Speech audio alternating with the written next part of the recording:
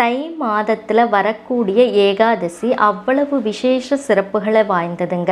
ஏன்னா தை மாதம் வளர்பிறை அன்று வரக்கூடிய ஏகாதசி அன்று விரதம் இருந்து மகாவிஷ்ணுவை வழிபாடு செய்யக்கூடிய நபர்களுக்கு அவர்களினுடைய புத்திர பாக்கிய பேறுகள் கிடைப்பதில் இருக்கக்கூடிய தடைகள் நீங்கும் அப்படின்னு ஒரு ஐதீகம் இருக்குது. இதனுடைய சிறப்பு பற்றி கிருஷ்ணரே தர்மருக்கு எடுத்துரைப்பதாக ஏகாதசி மகாத்மியம் அப்படின்ற நூலில் சிறப்பாக சொல்லப்பட்டிருக்குங்க. ஆகையினால தான் இந்த ஏகாதசி விரதத்திற்கு அவ்வளவு சிறப்பு விசேஷங்கள் இருக்குது. தை மாதத்தில் தைப்பூசம் மட்டும் இல்லைங்க, தை மாதத்தில் வளர்பிறை ஏகாதசியும் சிறப்பான பலன்களை தரக்கூடிய விரதமாகவும் அமைஞ்சிருக்குங்க.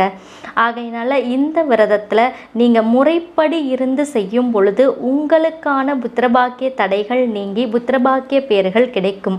அதுக்காகவே இந்த விரதத்திற்கே சந்தான ஏகாதசி அப்படின்ற ஒரு